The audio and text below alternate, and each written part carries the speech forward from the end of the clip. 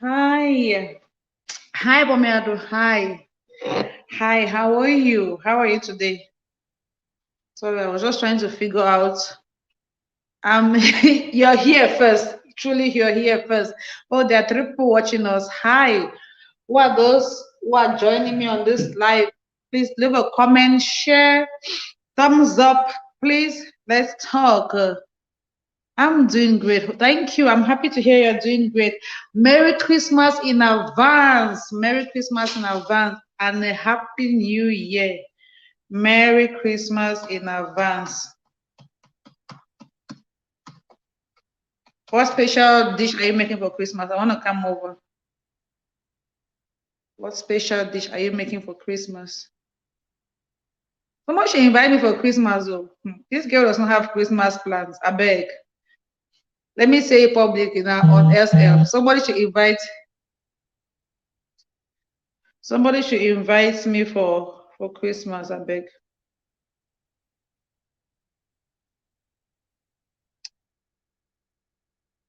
Merry Christmas, darling host. Merry Christmas. Merry Christmas.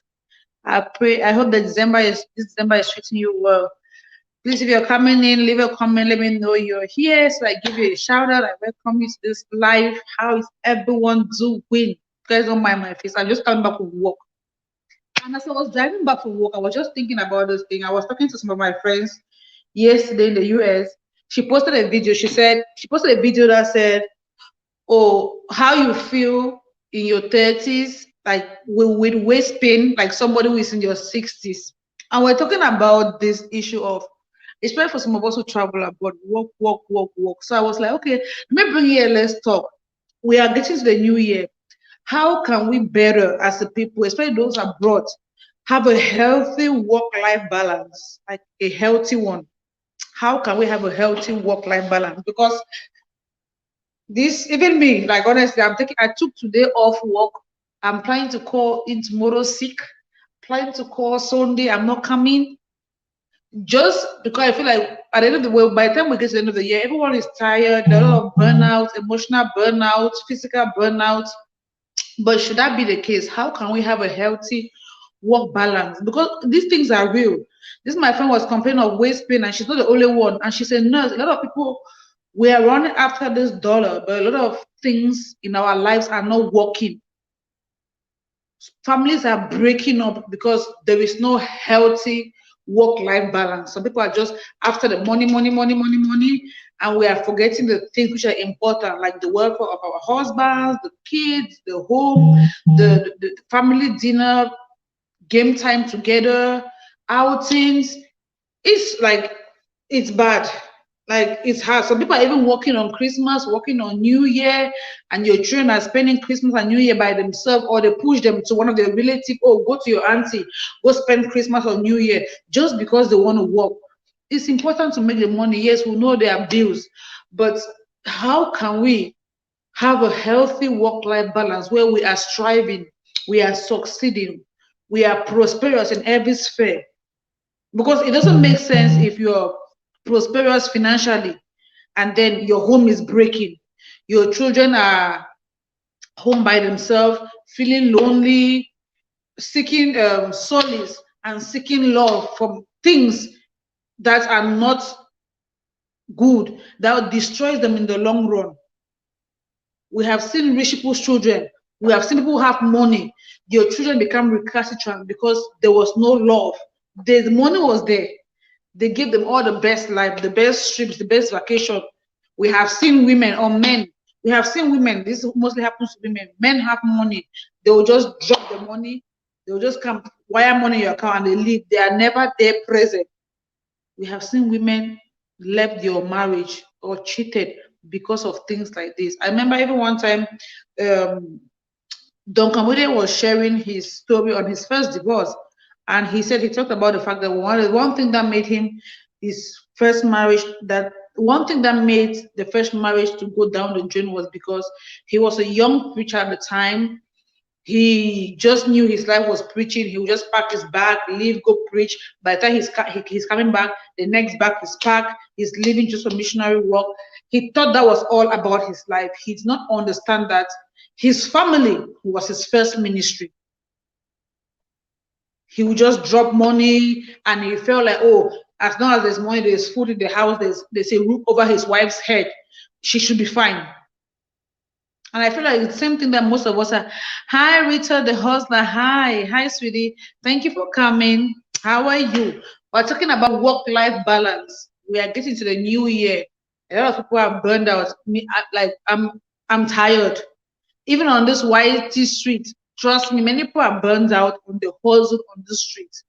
But how can we have a healthy work-life balance? Even as little as YT.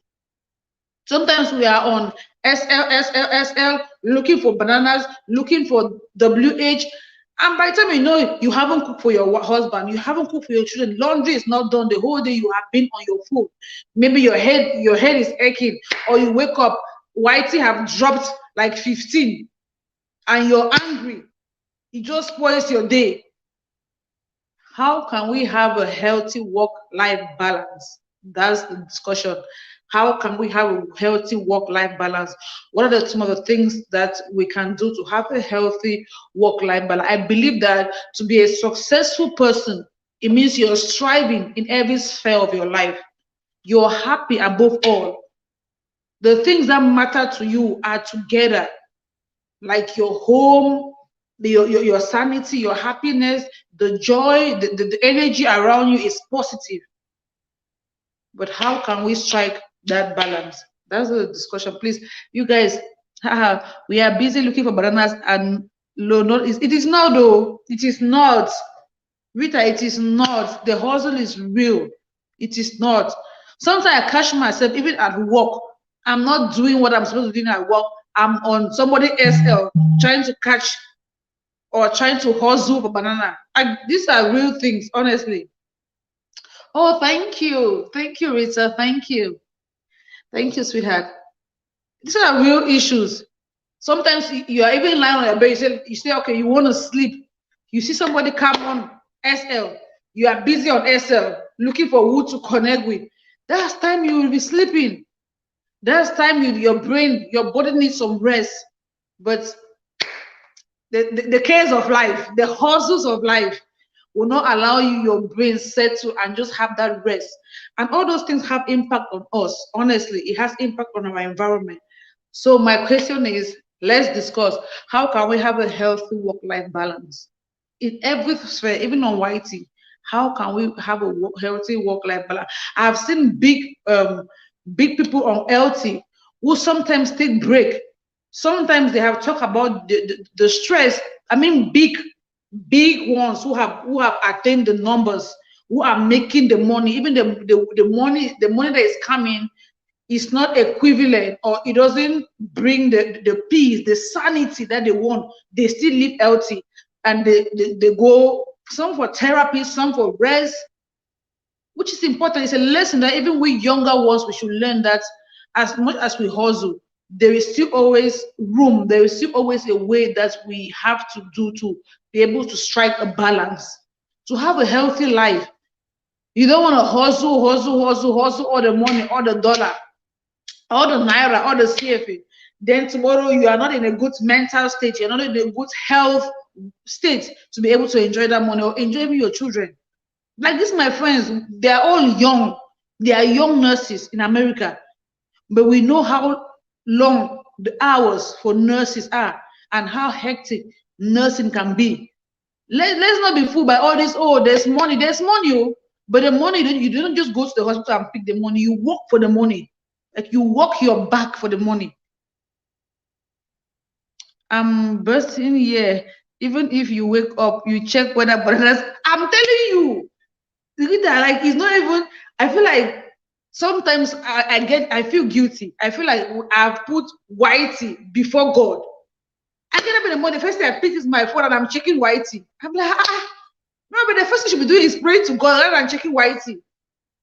Then if the bananas have gone down, it just spoils your mood. You are just angry. You wake up with an angry mood. You just see how little things can just ruin your day and your mood. And that's why I say let's talk about this thing. How can we have a healthy work-life balance? How can we have a healthy work-life balance? because those things can be really discouraging. They can be discouraging. But we need to be able to stay positive. You need to be able to stay in a good state of mind for you to be able to strive, even to succeed on the YT. Because last week I was talking about my case where I lost like 15 bananas, and somebody was like, 15, and you're angry. Don't be angry. Oh. Some of us have lost 100 and something. I was like, what? I said, if I lost 100 and something, I'll just start crying. How many do I even have that once lost 100 and something? I'll just start crying. You look like these are the little things that really affect people. You get, they really. So how the discussion is a healthy work-life balance. How can we strive a healthy work-life balance? Because sometimes we make resolutions. We say, oh, I'm going to a new year. I'm going to reduce the hours I'm working, or I'm not going to stress a lot. I'm going to choose to be happy. I'm going to spend more time with my family. I'm going to cook good meals and eat homemade meals and eat. I'm going to go on vacation. Before you know it, you're going back to the old year circle. December comes again, and you're still in that circle where you are still working extra shifts, not having time for your family, not having time for yourself. You are still burned out. You are still not happy. You feel like you are still on the same spot. What can we do? Let's talk about healthy life balance. Am I the only one who feel like when December comes, most of us are burned out, we're tired? What can we do? How can we have a healthy work-life balance? That's what we're talking about today. How can we have a healthy work-life balance? Me, I'm going to share a couple of tips that I have learned over the years, but I want us to chat. People should talk about it, some of the things they have done to be able to set your priorities right, have a healthy work-life balance. I was one of those people that I would never call in sick at work. I have sick time. I have vacation, massage as work benefits, but I will not. I don't know if it's an African thing or I'm just the only person. My co-workers will be calling in sick, taking their sick time. Me, I'll be showing up to work. For the past how many years? And at the end of the year, if you don't use those sick time, you lose them. When I started just realizing that there is more to life, your health, your well-being, there's more to it than just the dollar chasing. No, when I wake up, I don't feel like, or when I wake up, I feel like I'm tired. I'm calling in sick. Tiredness is part of the sickness. Tiredness is part of the sickness. I'm calling in sick just to get a day up and rest. Cook some good food. Lie on my bed. I'm not feeling guilty. I used to feel guilty if I lie on my bed the whole day. I've got to a point where I'm not guilty. I can lie on my bed the whole day, not go anywhere. I'm not guilty. It's called rest. Rest is also achieving something. When you rest, you're also achieving something. You are achieving your mental sanity. You're allowing those muscles you are working so hard to also rest, to also come together. Abba.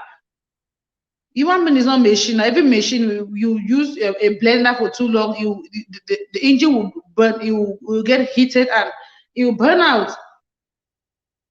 You burn out. So my question is, let's talk about healthy life balance as we go into 2022. What can some of the things that we can do to be able to have a more healthier work-life balance? Like make the money, but at least don't neglect priorities in your life. Don't neglect things that matters. Don't neglect things that money you're making cannot even solve the disasters that will happen when you neglect those things. Imagine if you neglect your kids, all you do. I remember kids, Love and Kids was talking about screen time. Most parents abroad, because we don't have relatives, we don't have anybody to support us, we use electronics as babysitters for our children. And because it's electronics, the kids become so addictive. I remember last 2 months we went for a retreat.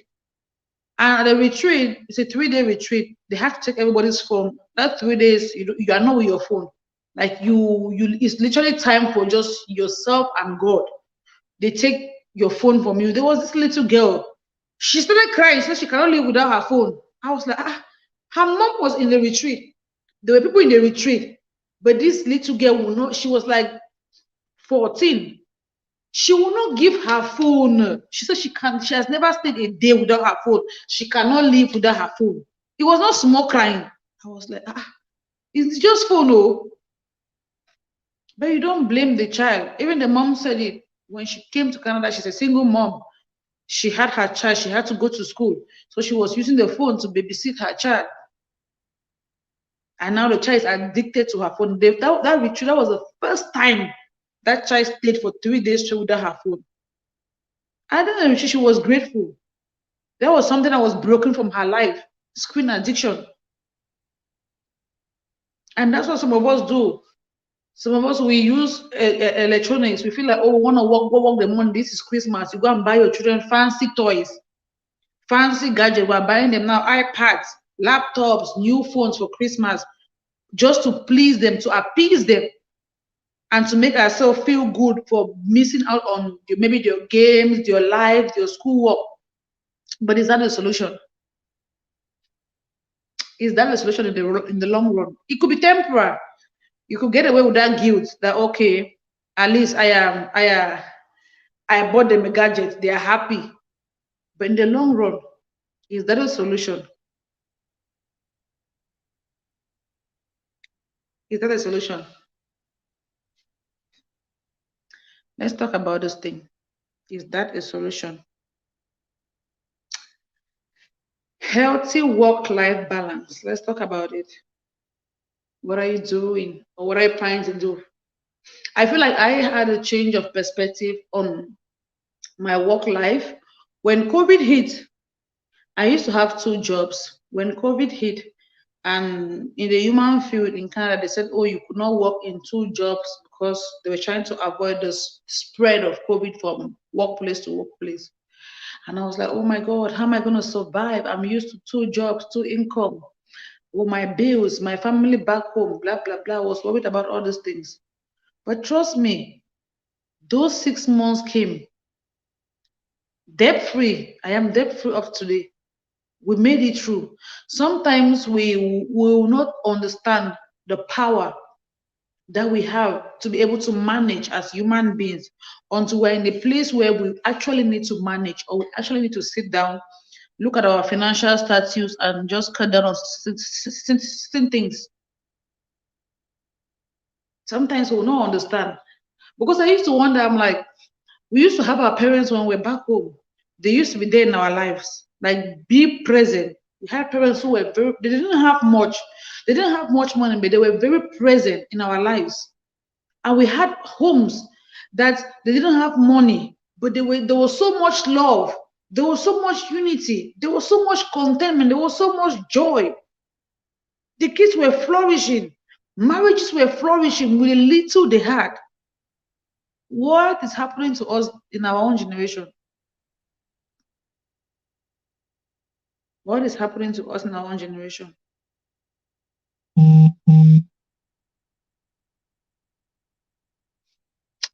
Let's talk about it. Let's talk about it. Healthy work-life balance. How do we strive a healthy work-life balance? How? You guys don't mind if I'm looking at me, I'm just looking at my computer. Hi, love and kids. Hi. Thank you for the thumbs up. Thank you for the thumbs up. Welcome to this live. I was just talking about you on this topic, and we're talking about striking a healthy work-life balance. Now, I was telling people that I just got this topic to come share because yesterday I was talking to some of my friends who are in the US, and they were complaining about waist pain and backache. And this is something which is real.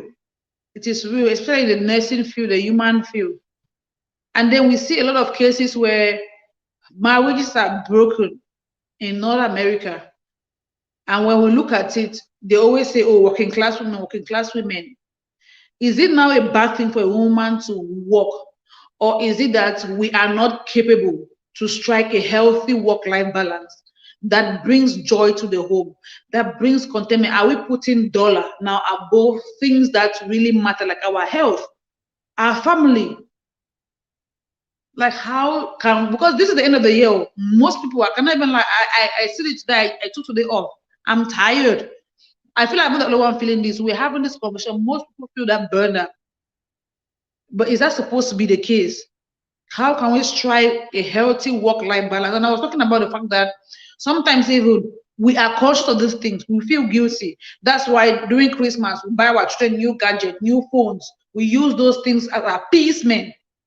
But is it a long-term solution? Is it a long-term solution? Or are we just creating more problems? Because you feel like, oh, I've heard parents say, oh, I need to go to work. You feel the iPad you're using, where is the money coming from? Or the car you're using, or the car that we drive, where is the money coming from? That's what they tell your children. Hi, Alice. Hi, Alice. Thank you so much, sweetheart. Thanks for coming. We're talking about striking a healthy work-life balance, especially as parents, even as a human being. How can you strike? Oh, thank you so much for the thumbs up. Thank you for coming. How can we strike a healthy work-life balance? Now, tomorrow, I think we press the bills. I think we press the bills out here. Lord, what do you mean by we press the bills? What do you mean by we press the bills? Because a lot of people, honestly, a lot of people are like, imagine you, can you imagine your 30s, you're already having this serious back pain. How will you be in your 60s? Even that money will not even be able to solve some of those issues that we generate in our youthful age because we don't really sit back to reflect on these things and how they're going to have an effect on us in the long run. Love, what do you mean by we press? We press, we are okay. I think we are pressed by bills out here. I get it. But is there not a way out? Is there not a way out? We do things because of bills, my sister. Was type okay. I get the fact that there are bills. I haven't refused them. But I feel like so are we saying that because we are abroad, a lot of things are gonna go wrong in our life, like our health, the well-being of our family. We're gonna see the divorce rate increasing because of these issues that we don't address just because of bills. My first question is okay, if it is bills, are we living within our means first? Let's start from the roots. Are we living within our means? Because I feel like if we're living within our means, we'll not really be pressed by those bills that we are neglecting our children, neglecting our own health, neglecting to take time to rest. Let's not just look at it like okay, bills, we get it. But I also feel like if we go to the root of the matter, most of immigrants when they travel, I don't know if it's the poverty mentality. We want the big things of life. We want the fine things of life. We feel like we have arrived. We feel like we have arrived. We are not cutting our coat according to our material. That's where we give room for bills to suppress. That's what I think. Oh, please, anybody in the comment section who like leave your comment. Let's have this conversation. How can we strike? Hi, Auntie Mabel. Hi, thanks for coming. We're talking today about healthy work-life balance, especially as immigrants. Because I feel like this thing is common for immigrants. And I was saying that I was just having a conversation with some of my friends, and they complain. They are nurses in the US. They complain about serious backache, and these people they're in their 20s, 30s. We're talking about this thing, and I feel like it's not just on your health, but most people we are seeing a lot of divorce and family. You see a very striving family from Africa. They travel abroad. Once the husband, the wife start working, problems set in. Before you know it, they are separated. And I feel like one of the causes is because we don't really take time to strike a healthy work-life balance. Love talk about love and kids. She talked about bills. I get that the fact that I am bills, but let's look at it from the root. When we look at dealing with bills, we are looking at okay. Let's be honest to ourselves. Are we living within our means? Are we cutting our coat according to our size?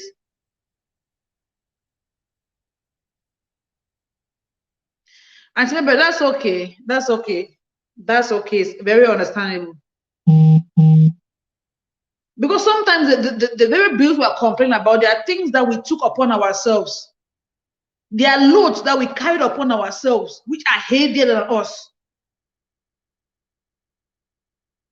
We have just used these bills now as a means of escape or as a consolation. Even many people, the people that went on the mountain to pray for visa, fasted and prayed, immediately they got abroad. They don't have any relationship with God now. It is work. Their relationship is with dollar. Forgetting the very God that the Bible says is the one that gives the strength to gain wealth. And when you talk to them, the only excuse they give you is like, oh, I have bills to pay. All of us have bills to pay. But the question is, if those bills are suppressing you, it means you are not diligent with your finances. You are not living in your reality. And that's it's a sad situation, but that's a lot of case with us immigrants. We come into a system where credit is your means of living on credit. That's not what we have known. We don't take time to understand your credit system. We don't take time to understand how it works. We just get there. They say, like when I came to Canada, they say like, oh, everything here is free. Cars are free. Sign here. People are signing cars, signing things, signing iPhone. By then it was iPhone 10. Without even reading the contracts, without even understanding. Then the bills are coming. Even with the minimum standard of living, us immigrants are still struggling. Our families back home are not helping at all. Thank you. Thank you. Like it is really sad. It is really sad. But I feel like even with that, right, we should be able to still God, this topic is very sensitive, and I feel like let's talk about it. I get it. I get what you're saying. We are in this together. I'm not saying I'm excluded, but if there's one thing I have learned in the past 2 years from when COVID began, I feel like that was a great lesson for me. From when COVID began, it just showed me a lot of things. Because I had family members who will not even check on you, like, oh, I heard there's COVID, people are dying in Africa, people are dying in Canada a lot, or abroad a lot. Are you okay? Nobody checks on you if you're okay. All they want is money. Forget, I cut those people. Because at the end of the day, I shared a video the other day. If you can, you walk your life off on the platter and give it for people, they will still say there is something you did not do. They will say there's something you did not do. So now, should we sacrifice our own families here, sacrifice our own health here because of people back home? Let's be honest, most of us who are here, when it's Christmas, we see how they're enjoying Christmas. Pot of food, chicken, meat everywhere. Some of us who even work that money so hard, we don't even enjoy that much. You see your friend in Africa calling you that you should give them money for your birthday. You are abroad. You are working so hard, you don't even have time. Sometimes you even forget your own birthday. And you feel like you are obliged to give it to them because it's your birthday. You want to keep that relationship, or you want to create that good face. Sometimes it's not. I've learned to say no, and I'm not guilty. No, not because I don't want. No, just because it's not a priority. It's not a priority. Don't get me involved. If it's not a priority, don't get me involved. Because some of the things that make those people, they're in Africa, they have all the support. They're grooming your kids properly. We are the ones leaving our kids home with electronics, rushing from one shift to another. You are the one having the backache. They are down there. If you like this video, I think somebody shared with me, and the person is back home. I think the person is from Cameroon. The person was saying that if you like, those who are abroad, if you like, you sacrifice yourself for us. When you come, we'll still tell you that you did not give us enough. If you come back with nothing, we'll be the first. They will be the first people to laugh at you. That, oh, you stayed abroad for 8 years. What did you do? They forget the money allowance you were sending. They forget the school fees you were paying. People back home, they are not suffering like the way they make us look at it. Oh. You have people building houses, people launching businesses. And sometimes I look at, they are not suffering the way they are making us look at it. That's the honest truth. Let's think about it. Thank you. Maybe you saw the video, right? The guy was saying it. If you guys like, you give us all you want to give us. You kill yourself. When if you come back here empty-handed, you come back to Africa, they will still laugh at us that, oh, you went to Africa for 18 years. What did you do? It's a simple truth. These people are not suffering the way they make us look at them. They are suffering. They are not. As much as we have family, I'm not saying we should not help, but I'm saying that be able to strike a healthy life balance, be able to draw boundaries, be able to say no without feeling guilty. Without feeling guilty, because honestly, we cannot save everybody in our family. We are not Jesus Christ. We cannot save anybody. We cannot uplift everybody in our family.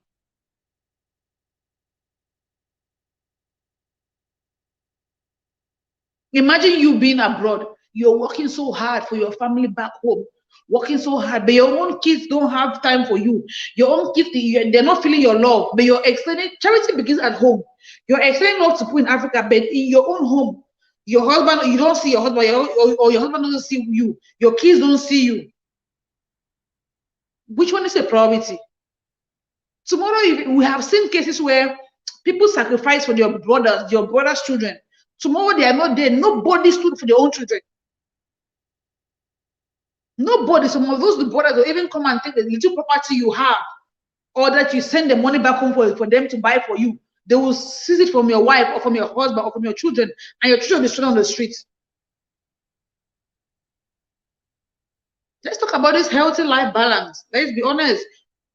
How far? Because it just got me thinking during this COVID. I was like, I didn't have the money. I wasn't able to work 2 jobs as I used to work. I didn't have the much money I used to have. For the 6 months that we were not allowed in Canada to work 2 jobs, my family back home, they survived. Nobody died. They survived. Nobody died of starvation. Nobody died of hunger. They made it through.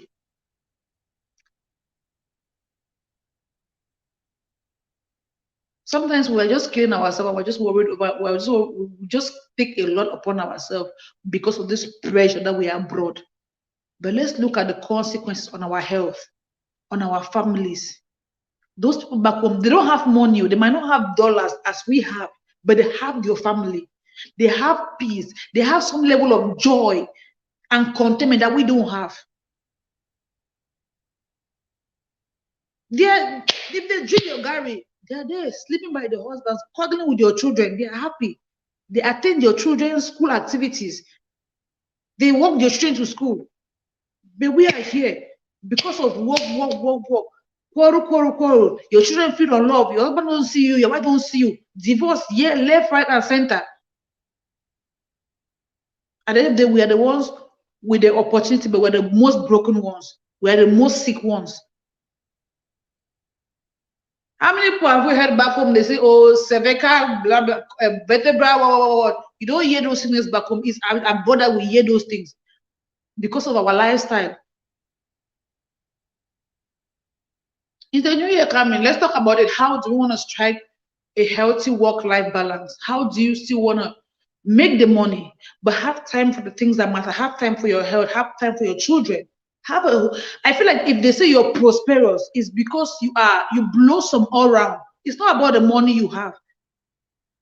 Your family is okay. You have time for family. You take vacations. You take time for yourself. It is very, very important. I even heard somebody was saying that if they go for a job interview, she's asking them, okay, is it flexible? Because I have a family, which is the priority. And it's very, very understandable. Sometimes I feel like sometimes we're so desperate for jobs abroad that whatever they offer to us, we take it. And we don't look at how those things affect our personal life and our family life. We don't look at how it affects our personal life and our family life. Sometimes it's good to put it out there. Are these shifts flexible? Because I have a 3-year-old, I have a 2-year-old. I need to be flexible. Sometimes it's good to put it out there, honestly. Because most of those who own the companies who are working for, They're having time with your kids, too. They are the owners. They are spending time with your family. You always hear, oh, they are on vacation. The manager is not around. The director is not around. They are on vacation. They have gone to Miami. But you are the employees. They are making you work and sacrifice your own life for them to make the money. I don't know if that makes sense. I'm not saying we should be lazy or we should be recalcitrant or don't go to work. I'm just saying that in all our doing, we should be able to have a healthy work-life balance, making the things that matter to really matter. To really matter. It's so sad when you see kids, like one time I went to the mall and you see these young kids, instead of being in school, they are half naked, they are half naked dress, walking around the mall. I'm like, this one's not their parents to be at work, walking dollar, thinking their children are in school, but look at the life they are living. Because they have been, maybe they have been blues on their own since when they were very young, because their parents are pursuing dollars.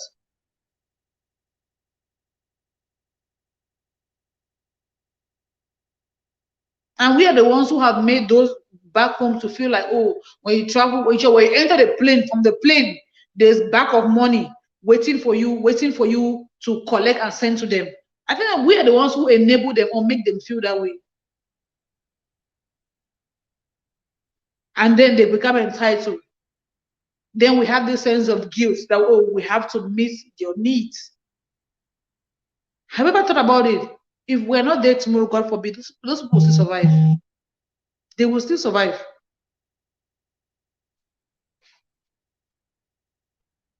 They will still survive.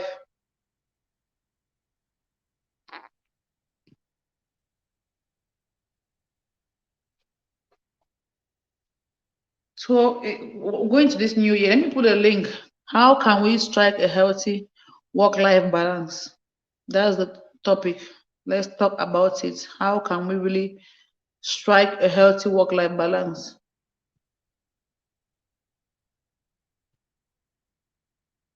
Because there's more to life. There's more to life than just working. There are a lot of things. Sometimes I just feel like sometimes we just get distracted with work, and the better part of life is just passing us by. Your husband will organize a very romantic dinner. You cannot attend because you picked up a shift. Your wife will plan a very big surprise for your birthday. You, the man, you blow it up because you picked the shift. Sometimes we don't even think of those. I've seen couples who had serious issues because the husband forgot the wife's birthday or the wife forgot the husband's birthday. Why? They were busy working. Little things that should matter to us no longer matter.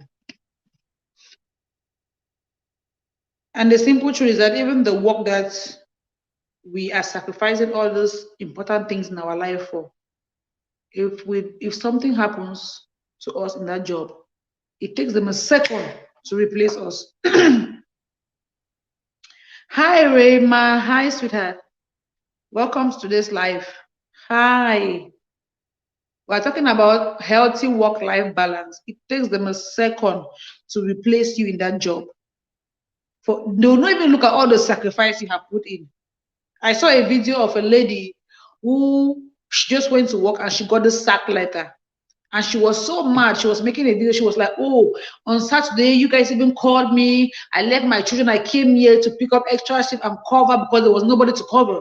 By the time she was going back to that same job that she sacrificed her weekend to go do extra shift, she was going back on Monday. They were giving her a sack letter with no explanation. And she was doing a video just talking about it. And like in the comment area, people were just commenting like, I don't do these things again. I'm not picking any extra shift. I'm not. Some of us, we have lost the very thing that really matter to us. Maybe you took that job as a survival job. It was a need at that time. We're like, okay, let me take this job so that it will support my home in the bills or whatever. But we have just fallen face over on the job, even the little things that matter. Maybe your passion, your dreams, your goal, going back to school, doing the things that you used to do, maybe launching that business is no longer a priority because we have won this cup of work. I'm not one of those people who advocate that, resign your 7 to 5 job and own a business. I'm not that kind of advocate. I I don't even believe in that. I believe that, okay, if you want to really resign, or you really want to have, you're looking at the future, you want to plan a future where you're launching your own business, then work the 7 to 5 and just that, and save up for capital for your own business. After the 7 to 5, you can then now take in the evening maybe 2 or 3 hours and work and build your own business. And I'm not one of those people who just believe like, oh, you just have to resign your job for a business. I feel like everything takes time.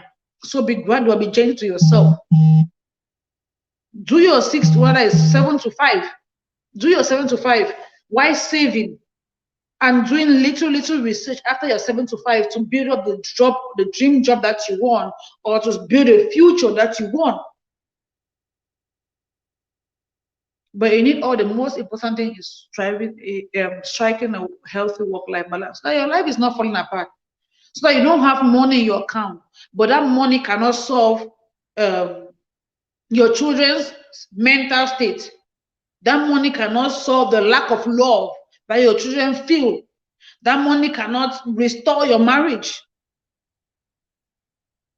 That money cannot buy your sanity. There is more to life. I heard one man of God said the least blessing that you can have in this world is money. Money is the least blessing. It's the least blessing. So we're talking about striking. How can we have a healthy? The link is anybody that wants to join. Let's talk about this. How can we have a healthy work-life balance going into 2022? Are we going to go into 2022 with this same mentality, with this same work ethic, with this same lifestyle? We cannot keep doing the old ways, the old things, and want to get a new result. We will keep putting dollar in before our children, and you feel like, oh, buying them those electronics, buying them those fancy gifts, buying them whatever they want will fill that void or will take your place in your life. Let's talk about it. How can we strike a healthy work-life balance? Especially when it comes to family. My passion and my heart cry is really for family and for health. And for health. And for health, you make all the money tomorrow, and then you start going for therapy, massage, therapy. You are spending, you get a retirement, and you're spending all the money you work on therapy. They are pressing here, pressing there, stretching this bone, which are things would have avoided. Remember, today is 33rd wedding anniversary. I'm having a celebration SL. Oh, and maybe we're gonna come there. I would like you to join me and other YT friends on the panel of guests. I will be doing Q&A on my journey abroad. What time is it, Auntie Mabel? What time is it? I took today off, so I'll sure to join you. Just tell me the time. What time is it? Or tell me like in how many hours time, so that I can convert it my time. Because I don't know the time difference that we have. Just tell me in how, like, is it like in 5 hours time or in 4 hours time that you're gonna be having your SL? Well, what? Wow, I remember. I beg, I'm coming. Oh, that oil, please put your hand on my head. I need that oil. I need that marital oil. 3 years wedding anniversary. Like, I remember. I will not miss that life, because these are some of the things that we need to hear. A lot of homes are being destroyed when people travel abroad. Everybody wants to be the boss of dollar. We no longer value family as we did back home. I get the bills, but sometimes I also feel like if we live within our means, cut your coat according to your size, the pressure of bills will not be high on you that you are sacrificing your life for bills and sacrificing your children's life or your family life for bills. We come abroad, your neighbor bought a brand new car, you want to buy a brand new car too, but you don't understand your level of income. You don't understand your debt level. You just feel like, oh, because they sign the car, you can also sign and have it. Anybody can sign and have a car abroad. But the problem is the payment. The problem is the pressure. The problem is the stress that you bring on your income, on your family, on the joy of your family. My pastor was saying earlier that he pitied those whose role model are on social media, or who look at people on social media and they envy them. Hi, hi, Ricky Live. Hi, sweetheart. How are you? Oh, it's tomorrow 6 p.m. UK time. Okay, I'm gonna check. I'm gonna check my time. Please, tomorrow, guys, you guys should join Auntie Mabel tomorrow on her SL. She's gonna be doing an SL and talking about her journey abroad, and she's gonna be celebrating her 33 wedding anniversary. Like, this is a milestone. I feel like these are the kind of people that want to sit at their feet to learn, to just share your stories, your mistakes. We learn at your feet, because the way things are going, even in the church, statistics shows that the divorce rates in the world and in the church are the same thing. It's the same thing, which means there's something we are not doing right. I'm not missing it. I really want to sit and learn. Tell us, you have been in the UK for a long time, but you're able to still keep your marriage for this long, and your kids are thriving. You're working. I know you're a working woman. So, like, we need to learn. We can't be using these bills, oh, bills to pay, bills to bill. I feel like bill now has become an excuse for us to perpetrate these bad habits and ruin our own life. Honestly, this COVID really showed the world the things that matter. It showed the world the things that matter. Most of us, the loneliness, the distance, we saw for me, it showed me the importance of human relation. Wow, the world it's a different place, sweetheart. It is. It's a different place, honestly. It is. I used to ask, honestly, I've asked this question. Our parents back home in Africa, these people didn't make much money, but they sent us to school. They were happy. How did they do it? Because in our own time, we have the money, we have the opportunity to work, but we are not happy. Our kids are not happy. Homes are breaking apart. Health wise, hi, sweetheart. Thanks for coming. Thanks for coming. We're talking about healthy work-life balance and talking about the realities of life. I'm bringing this topic because we had a conversation with a couple of my friends yesterday, and they were complaining of back pain. They are nurses abroad. And my question is, these things happen, and it's not just our health, and it affects even the family, affects your children. We are seeing a lot of divorce rate. You see beautiful couples who leave Africa, immediately they enter the plane and they get abroad. It becomes something else. And we're talking about, okay, this 2022 we're going into. How can we be different? How can we really reevaluate our life? Look at the things, put our priorities straight, look at the things that matter. Have a healthy, I'm not saying, me, I'm one woman that I will not, I'm one woman that I always say it. I will not stay without working. I can't stay. Like, we all, I don't know, it's not like it's something out of pride.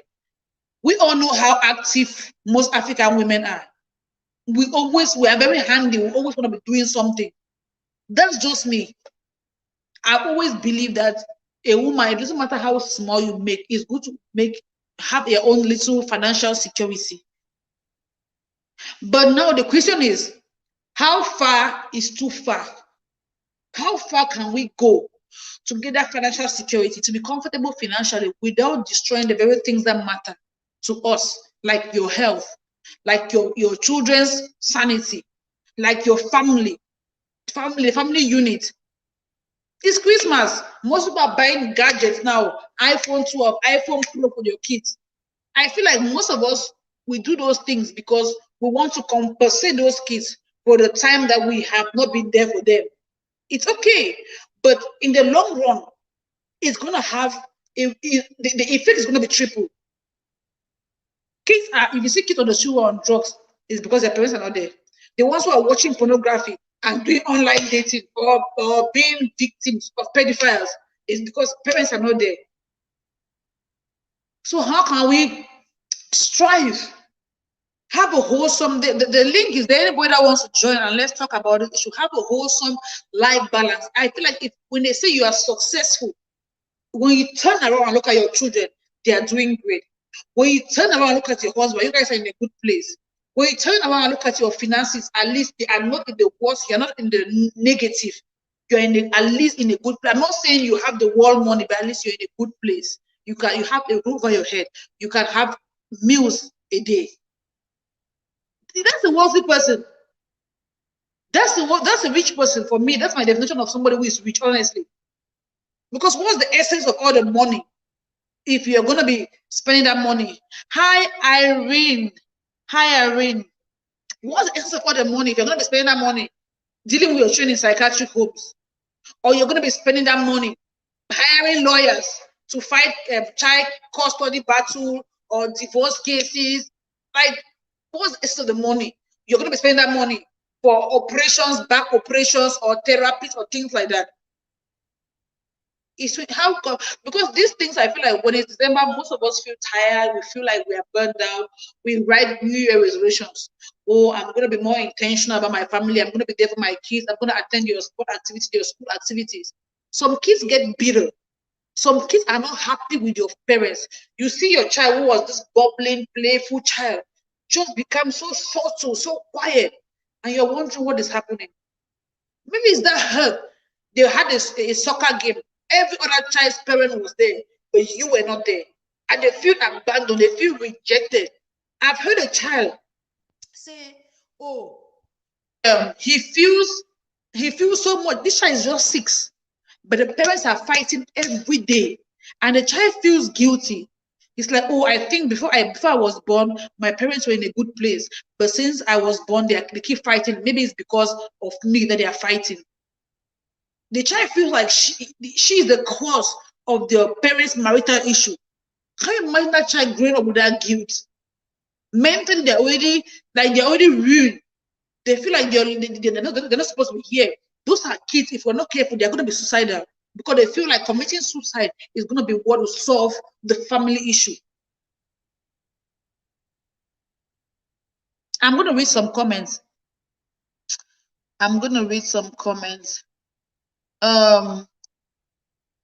Whiskey Life says, well, the world is a different place. It is. True talk, my sister. Health-wise, say hello, host. Yeah, they are happier than that. I'm telling you, they are happier. Yes, so true. We need to stand firm and we need to stand firm, not just outwardly, but to stand in our mindset is very important. It's very important. What mindset are we carrying in 2022? What mindset are we carrying? Irene said the truth. Whiskey Life said the system is also set up for us to fail. It is. It is. That's what I'm saying, right? Because Love and Keith well said, sometimes it's the bills. I agree. We are still at these bills. But my problem is, it's not just the bills, but how do we accumulate these bills? How do we get to a point where our bills are heavier than us? Sometimes it's us who carry a lot that we can bear. Sometimes it's us who don't live in contentment. We want the latest car, we want the latest food, we want this, we want that. At the end of the day, there is this bill on our heads now that you have to sacrifice your home or your life just because you have to meet up. Hi, host and everyone. Irene, hi. Irene, there's a total mind torture of that young girl. It's like when I see that child, tears run down my I cry so hard. If there's one thing that I am passionate about is children. Like I feel like children, they don't set us applications to bring them into this world. If you're gonna bring a child into this world, we need to be ready mentally, physically. We need to know that your life is in a place where it's no longer yours. You're gonna live a sacrificial life for these children's sake. A sacrificial life. It's so bad that even a lot of youth life are being ruined. And sometimes you hear parents, oh, what don't I give them? I give them everything. There's some children in Africa who don't have what you have. You have a roof over your head. Look at the phone you're wearing. Look at the phone you're using. Look at your Jordan sneakers. It's not about those things.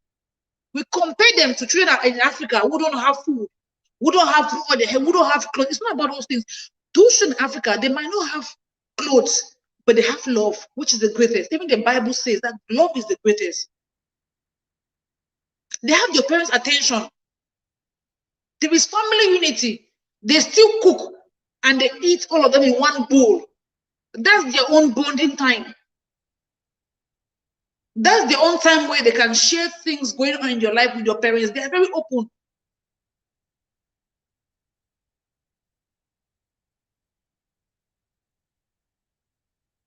How can we, we're going to 2022, how can we strike a more healthy work-life balance as human beings? This topic is mostly broad. Yes, not about those things. It's love. It is the greatest. It's not about those things. It is not. It is not. Sometimes I feel like people do those things because when you go out, you want to see, oh, people, yo, your kids are dressed in Jordan.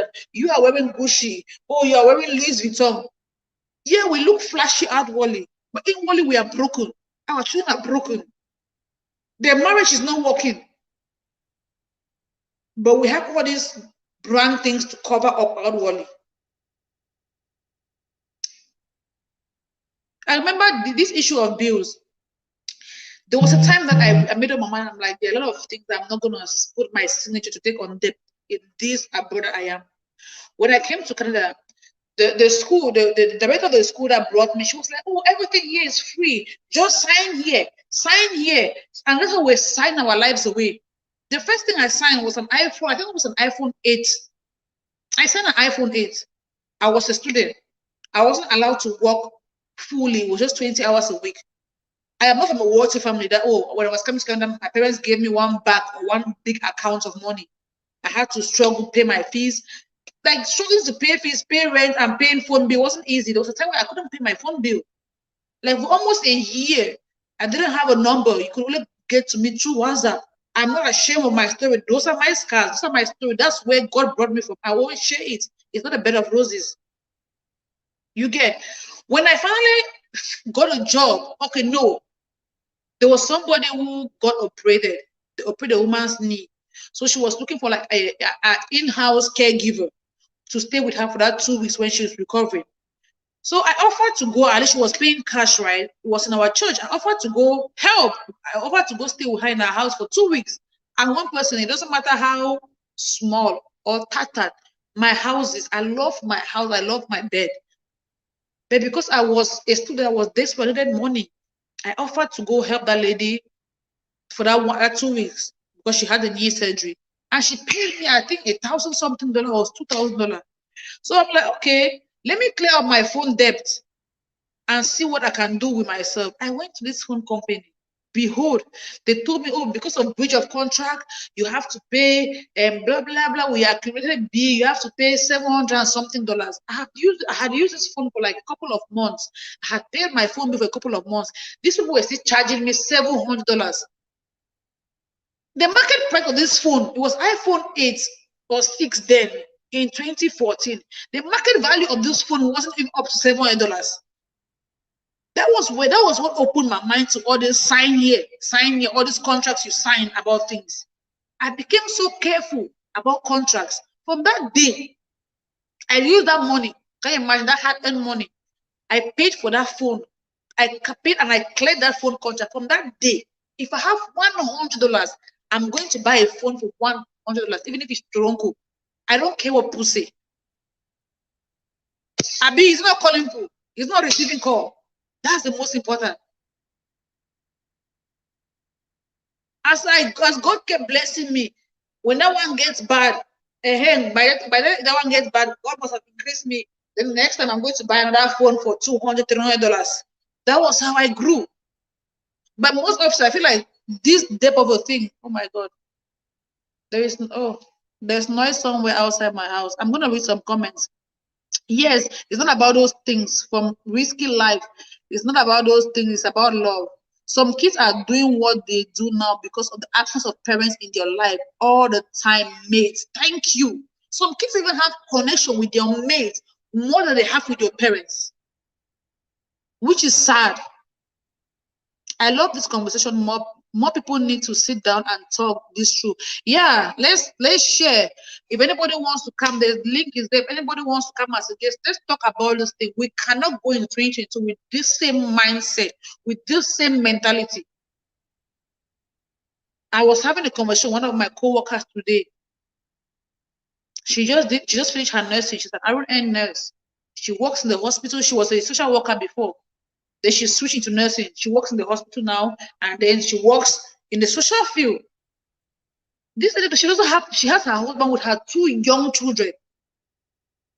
And for the longest time, when people always complain that nurses, their homes break, I'm not being stereotyped, right, about this particular career, but I feel like sometimes it's because of the hour, the money that they offer is very enticing.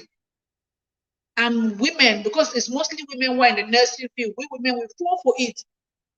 Then your husband start complaining, your kids, you are not there, your kids' life, things start falling apart in your home. And maybe because you're a nurse, you make more money, and you feel like, okay, you are the boss of the home. You start doing, oh, let's do 50-50. We are abroad, women's right, blah, blah, blah. But at the end of the day, it ruins our own life. I always say, us immigrants coming abroad after above 30 don't really have much to achieve. So our great achievement will be the source of our strength. Thank you, love and kiss. That is just the truth. That's just the truth. Above 30, do what you can do and leave the rest for God and focus on the things that are important. If you are below 30, you know you're coming here for college. At least you still have time to go for college, go for university, get a good job. Even at that, still, I feel like the first place to start to be able to build a healthy work-life balance is master your finances, live within your means. Let's not live because everybody is trying to live big. You want to live big. At the end of the day, it is you. It is your neck carrying the weight, not that person, not the other person. Live within your means. So true, love and kiss.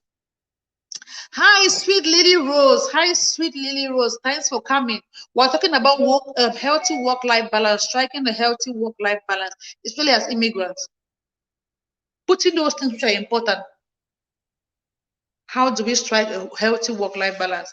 I remember, was it 2 months ago, one of my staff members in church, she bought a car. She came to church. We in the cell, we're all happy. We're rejoicing. We prayed with her. We even drove the car around. And somebody turned to me, because I drive a Nissan Altima 2012 model. Somebody turned to me like, oh, Rabbi, when are you going to change your car? I asked the person, I'm like, because this person bought a new car, you're asking me when I'm going to change my car. Did I complain about my car? Is it not driving? Like, is it not driving? Or I should be moved because somebody bought a new car. Ah, that person, they know where their money is coming from. They know how their bank account is at. They know their financial capacity. I know my own. I'm working within my own. I'm not going to do something because everybody is doing it. Tomorrow, when you're not able to sleep, debtors are calling your phone. It's not everybody that will gather to contribute for you.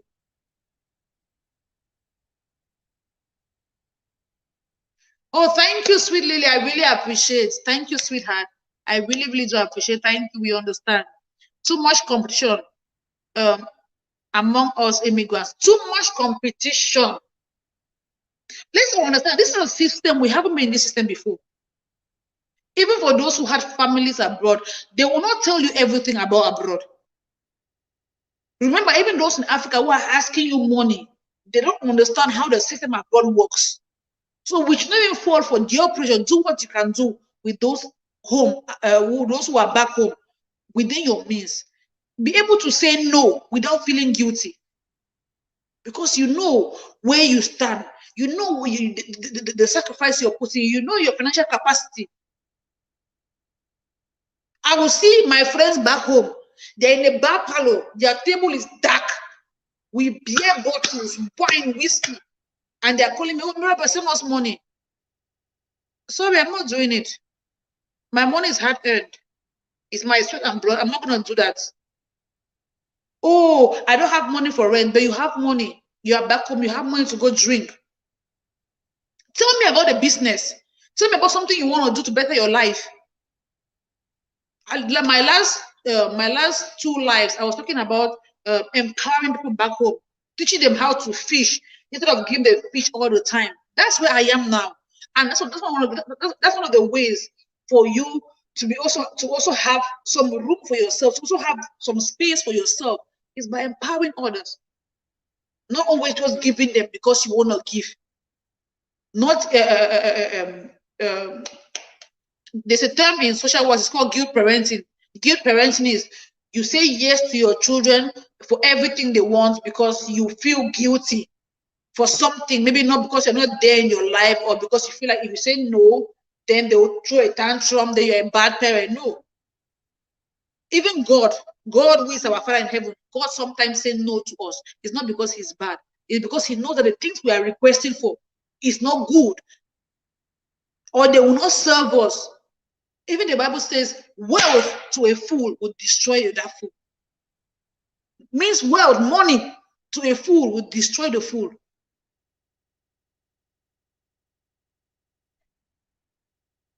Well, please, let's change our perspective as we move.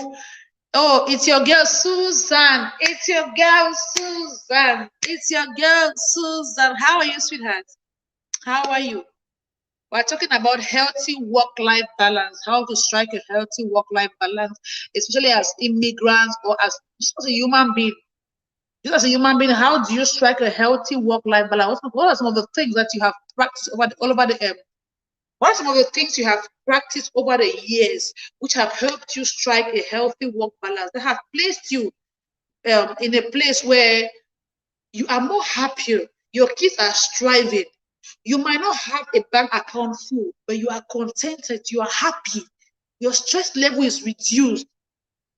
Thank you, Susan, for the thumbs up. I really appreciate. I really, really appreciate. The link is there. If anybody wants to get it online and share, please feel free. Let's talk about this and just help encourage each other to be able to, as we move into a new year, let's set our priorities right. Let's set our priorities right. Let's put the things that matter in front of us. Hi, Queen. Hi, sweetheart. Thanks for coming on to this live. Thanks for coming. Thank you. I'm dancing. Thanks for coming. Today we're talking about healthy work-life balance. I'm doing great, sweetheart. I'm doing great by God's grace. How are you doing too? How are you doing? We're having a conversation on healthy work-life balance. It's really as immigrants. We have seen a lot of lives being ruined, families destroyed, things falling apart, people falling sick health-wise because we don't find a way to strike a healthy work-life balance. We have allowed the system abroad swallow us.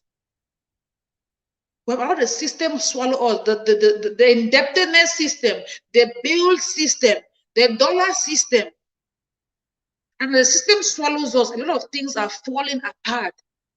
Our health is falling apart because we don't find time to rest. We are going, pursuing. Like it's like sometimes when I think about it, I feel like when we pursue dollar in that manner, it's like we are pursuing a shadow. Because there is how much is enough? Hi, Bonnie. Hi. How are you?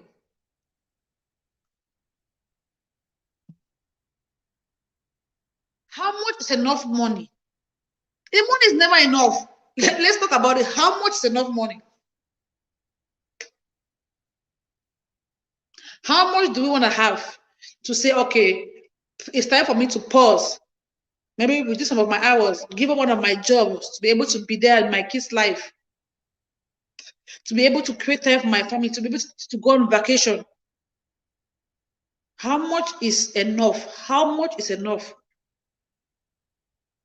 When, like, look at your life. Maybe some of us 3 years ago, we kept saying, oh, next year I'm gonna cut down. Next year I'm gonna go on vacation. Oh, next year I'm gonna spend more time with my kids. Oh, next year I'm gonna take my husband on vacation. My kids will be in high school. That next year, that was since 2017. The next year is still to come. Like, I feel like I'm shaking this table. There are many of us on this table. Let's be honest. There are many of us on this table. This table I'm shaking. Me myself, I'm on top. I'm on top of this table. Yes, guys, connect. Please, when you connect, do it well. Please at least watch at least 4 or 5 minutes. Give a thumbs up, leave a comment so that the person know that you were in your house and they will definitely visit back. Everybody that is here is very trustworthy person. Please visit well if you're visiting. And if there's someone who hasn't visited me, please visit the whole zone. Show me some love and visit my house too. I'm going to do a video. Oh, Susan, you're going to do a video? Okay. Susan is going to do a video. Susan, are you going to drop the video today? Me, I'm working just for 3 years and I go back home. King, I like your plan, girl. Like, I love your. Me, I said, I'm not going to stay abroad. This abroad. I will not do. I can't. I see. When I came to Canada, my first year in Canada, while I was still a student, I was working in a warehouse. And I was seeing women of 60, 70 still working. It's something which is not common in Africa. In Africa, if you see somebody in their 70s, they are working in their own garden or having their small retail business or doing their own things for themselves, but not working for a corporation. You get? So that was a cultural shock for me. I was like, what happened to these people? What happened to them when they were young? Why are they still working in a warehouse offloading these 40-feet containers? I was like, why are these people still working? I couldn't understand it. But now that I'm in, I have learned, I have seen things. Now it makes sense because they got big houses, big cars. Because like when I used to see them ride, you know, when you go to work, I used to take the bus. That by then I didn't even have a car. I used to take the bus then. I was seeing these people come out with big cars. You know, when you just leave Africa, everything drive car or a big, it's like a big deal for you. It's now that we know that nothing is really a big deal about, because if we are signature anyway, you can get a 2022 car even now. You get, but when we just come from where we're coming from, when you see big cars, you give the people who own the car some level of salute. So I'll see these people, they'll come to the warehouse with these big cars. I'm like, if these people have money to buy this kind of big car, why are they working at this age? I could not understand. I'm like, why are these people working? It's after what I got to know that car is on loan, mortgage, borrowed money from the bank. So they have to work all their life to be able to pay all this debt. I was like, God, may we never be trapped in this circle. I was like, God, may I never be trapped in this. This is another modern day slavery. I'm not saying buying a car or buying a house is a bad thing, but plan towards it.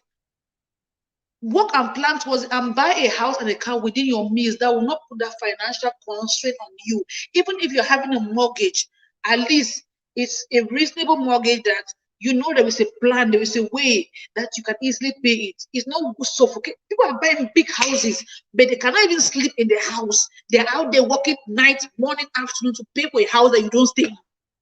I don't get the sense behind it. I don't get the sense behind it. And maybe say how health extremely important. Yeah, I'm working just for 3 years and I'm going back home. Thank you. And one person that really just confirmed and that just gives me joy when I watch him is Wadamaya. Especially when he interviews people who have lived abroad, some people have even been born abroad, who decided to trace their route back to Africa and go establish. It just gives me joy that I feel like people are also seeing this abroad the way I'm seeing it. Nah, I cannot see myself in my 70s working Abba. In Africa, 70, you have built your small, even if it's a hut with a grass roof, at least it's your own. You are sleeping there quietly, peacefully. You wake up because your garden, you cut green leaves, fry it, you eat with your children. Life continues. The one you can sell, you sell to do basic needs in the house. I feel I'm the only one. Queen says, yes, we have to work and adjust. Dear young, we have to work and adjust. Dear young age is for serious work. It is. But I also feel like working with wisdom, you get, working with wisdom, working smart and not just working hard. Because One thing I've realized, I read a lot of things abroad. When you're young, yes, you have the energy to work. But how do you work hard? People are young, they work so hard. But they have nothing in their savings. They have no culture of saving. It's just work, spend, work, spend, work, spend, work, spend. They're not saving. If you work hard in your youthful age and you're not saving, you're still going to be caught up in the web of struggling in your old age. You're still going to be caught up in the web of struggling. You're not saving. You're not investing. You're just spending, spending, spending.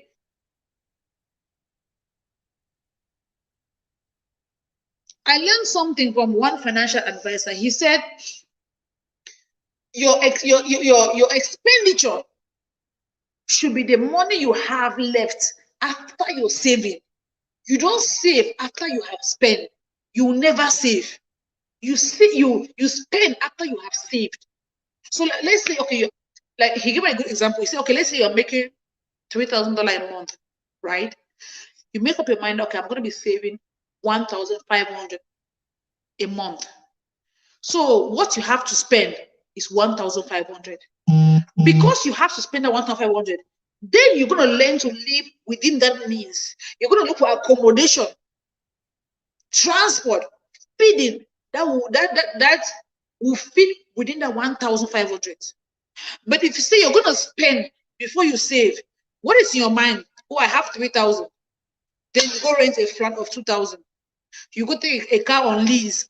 The lease is 500. I can pay for it. You pay for it. By the time you know, you go shop in Zara, you buy food. At the end of the month, there is no money left for you to save.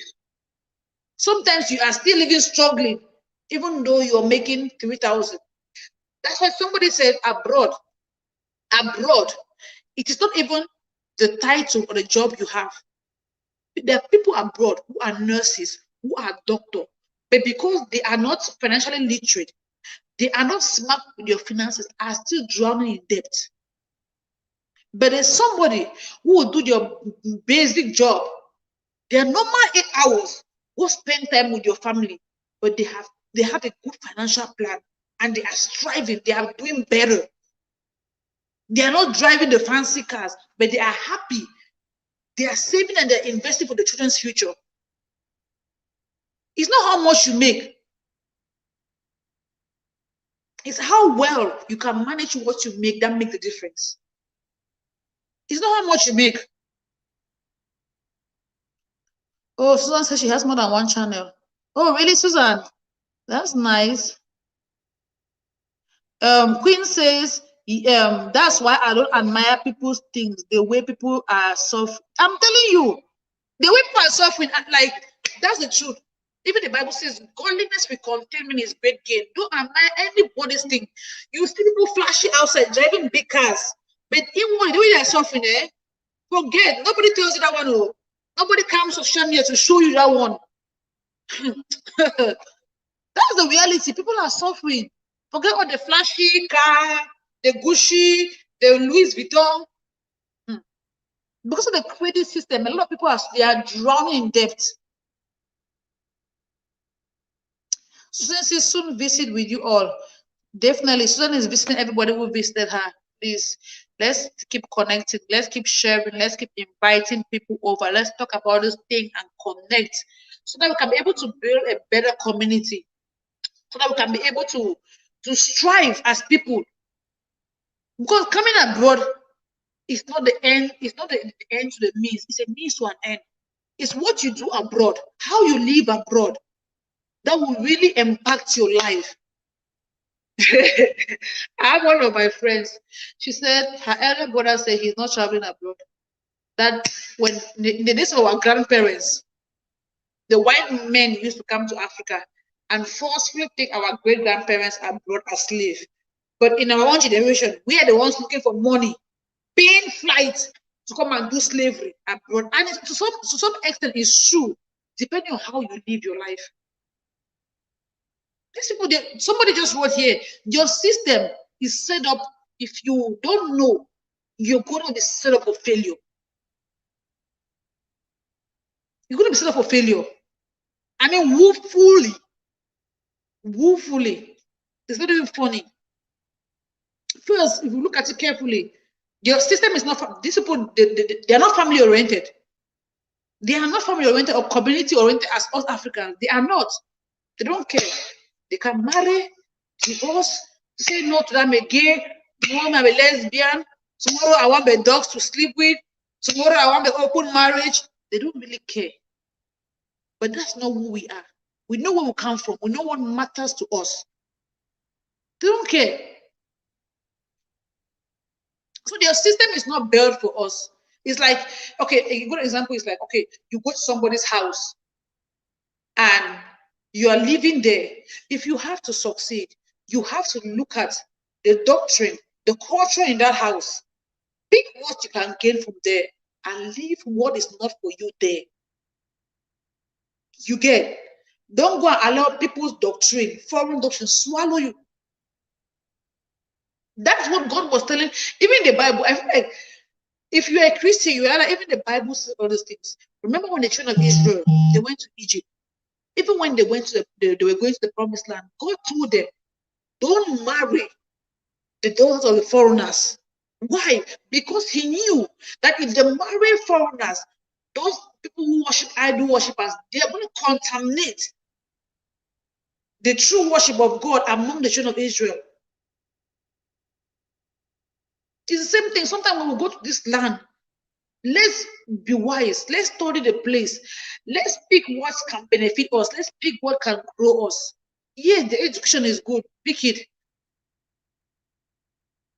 Yes, they have job opportunities. Pick it. If your financial system is not good, it's not favorable for us, it's indebting. Look for a means. Look for a way. Me, I'm not ashamed. I live within your means. Live within your means. Live within your means. We have to be very careful about the choices we make. And remember, the choices we make, the choices we make, very important. Yeah, we have to work smart. Queen, we have to work smart, not working hard. Work smart. That financial advisor is right. He is. Save, like spend after you have saved. Because if you're waiting to settle all the bills, your wants are human wants, but also to who did economics or who are doing economics, human wants are never ending. We have unlimited wants. Today you want this, tomorrow you want that. Sometimes you never had any plans of buying a purse. You go to the mall to go maybe go do your nails or to go buy something or go buy milk. You by the time you know, you see the Gucci store or you see the shoe store and you branch into it. Before you know, you are swiping your card and there are bags in your closet. Oh, you have enough bags, enough clothes you have not even worn, you are still buying. We need a lot of discipline. Let's have this one, because sometimes we use the bills. We need to work 35 jobs because of bills. Is it really true? Is it really bills? Or did we just out of greed and competition, we just took load upon ourselves that is suppressing us now, that is squeezing life out of us and out of our families? Is it really the bills? Let's be honest. And if you're here, what are you doing when it comes to your finances? We're talking about this work-life balance. We're talking about striving, but we can only talk about it. I also feel like I'm bringing out these topics because it's the end of the year. A lot of us are going to be drawing New Year resolutions. How many years have we been drawing? Maybe since we're young, we knew how to write and spell. We'll be writing New Year resolutions. But all those resolutions without actions, it will not change. It will not give us different results. We will still be experiencing the same results we've been experiencing in the past years. When you're evaluating your life, oh, thank God, oh, Father, I thank you for launching me into New Year. Happy New Year. What is new? It's 2022. What are the things that are new? Are you carrying? Even the Bible says that God will not put fresh wine in old wine skin. Are you carrying your old wine skin into the fresh new year? I'm not saying we'll change everything about ourselves. But what are the basic things that you can change for the well-being of yourself, for the well-being of your children, for the well-being of your family, for your own financial well-being? What can you change? Guys, visit, connect, connect, you connect with one another. Share. Saving is the way to go. It is. It is. Some of us want to live. One financial advisor said some of us are eating our future today. When you refuse to save, you're eating your future today. Does that even make sense? Yeah, that's what we're doing. When we refuse to save and invest, you're eating your future today. You're eating your retirement today. Then when you retire, you start struggling. You are still in the warehouse, lifting boxes, quarreling with teenagers in the warehouse. We don't want to go on retirement. That's when we rush to go look for Blanco and things to erase our age, reduce our age, just because we want to remain in the workforce. Some people in your old age, they become disgruntled. That's what you see. Some people start drinking or on drugs in their old age because it feels like you have worked so hard over the years, but there is nothing to show for. Now you're looking for consolation in drugs, in objects, in things. Yeah. You guys, give me a second. Let me check. My mom keeps calling me. Let me see what's happening.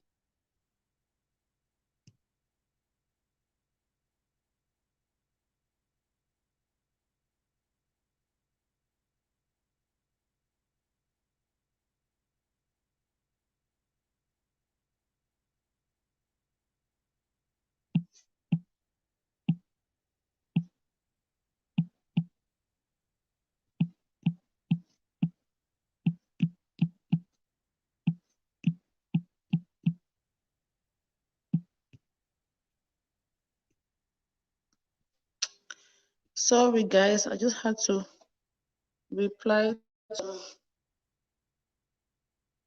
some to some messages. Sorry, we're leaving you guys.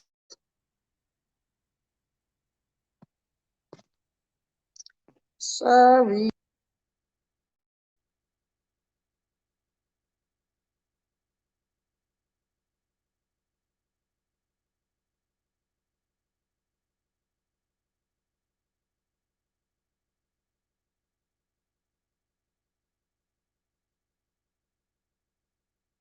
Sorry. Sorry. Oh, hi. Mimi. Hi. Oh, wow. I have Jesus. Hold on. Hold on. Okay. Sorry. I had to. My mom was. I had to. What am I? Okay. Can somebody.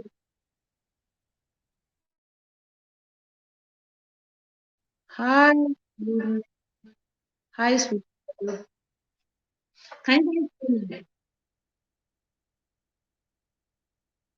I feel like I'm.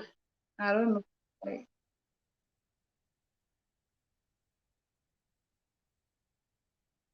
can you guys? I'm still every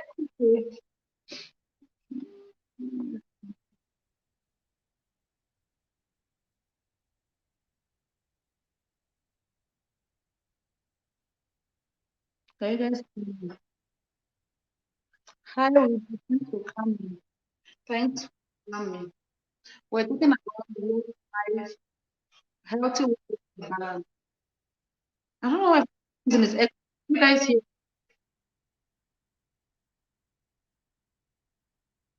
Can you guys hear me?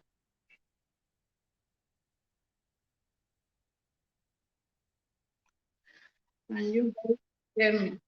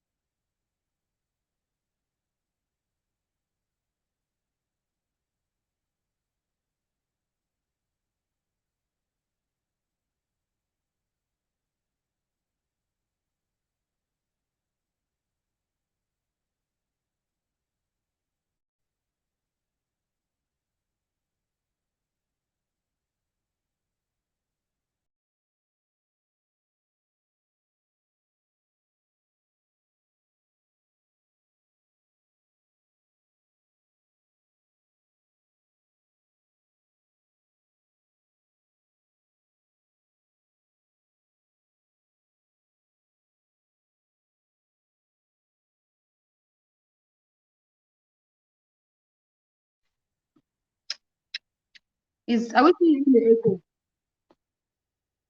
I still feel the echo. Somebody me.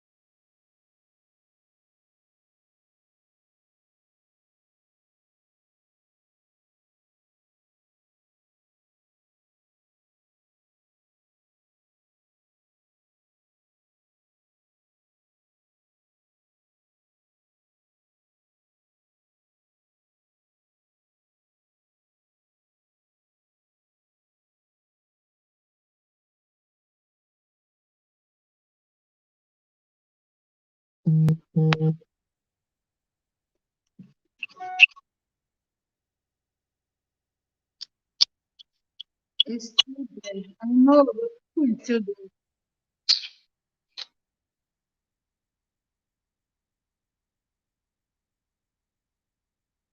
What should I don't know what to do.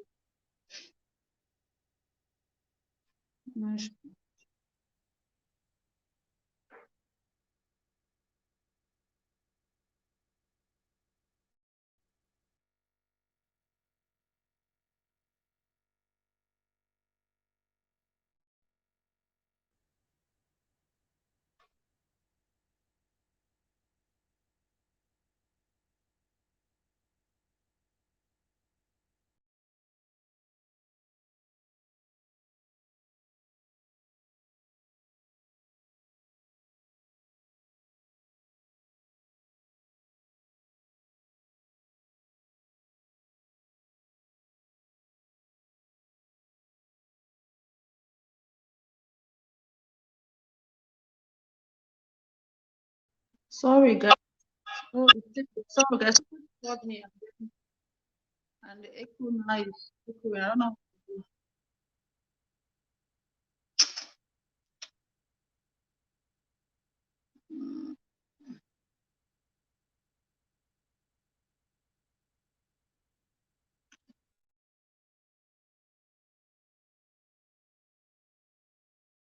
Somebody, sister.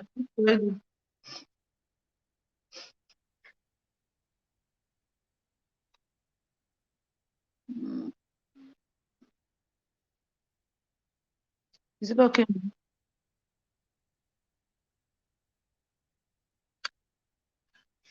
I don't know what to do now, people. I think it's okay now. Yay, I got it. I got it. I think it's better now. Yeah, the sound is better now. It's no longer echoing. I got it. I got it. I got it. I got it.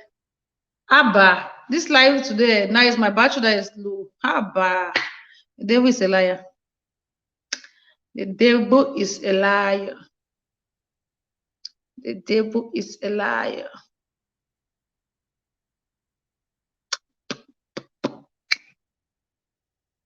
The devil is a liar. So let's just learn to live within our means. Let's learn to be contented. Learn to set goals, realistic goals, and have priorities. Yeah, let's put what is important in front of us. Let's put this what is important: your health, your family, your children, family time, vacation time. They are very important. Let's prioritize those important things in our lives as we get into 2022. Let's be intentional. Honestly, I feel like good health the quality time with your family, making those adjustments that you need to make for your family to strive, be it as a man or a woman. It will not just happen. We have to be intentional. We have to take actions. Sometimes these actions are costly. Sometimes the enemy will tell you, oh, we cannot do it. It's so difficult. If you leave this job, if you spend time with your kids, you're going to be broke. You're going to starve. It's a lie. It's a lie. It's a lie from the enemy. I gave my testimony. I learned it the hard way when COVID hit and I could not do 2 jobs because it wasn't allowed in Canada. You just had to do 1 job. I thought I couldn't cope 1 income, but I did. My family back home, they coped. Nobody died.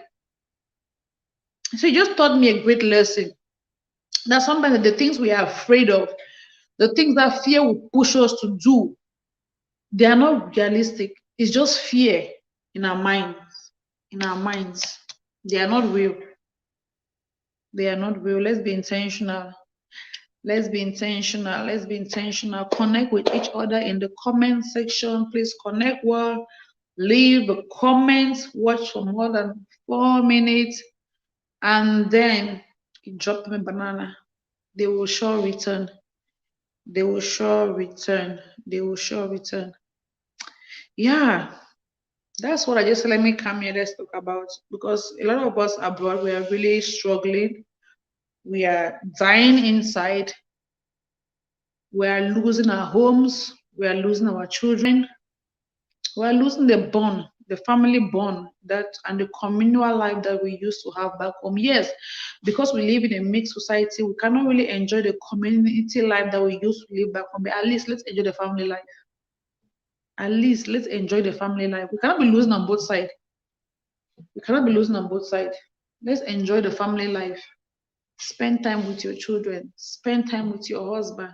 Visit your children's school. Drop them at school. Be present. Be present. Be present. Some people don't even know the class. They don't even know what class your children are. The subject the children are doing. Your students' best subject. Yeah, I also watched a video where they were doing who knows me best, and it was a child that was involved. So the parent, they were on one side, the nanny or the house help was on the other side, and this child was in the middle, and they were asking who knows the child best, and the child was asking questions like, what's my best subject, what was my position last term. The parents could not answer. The house help was the one that knew most of the answers. It really saddened my heart. I'm like, wow. It really saddened my heart.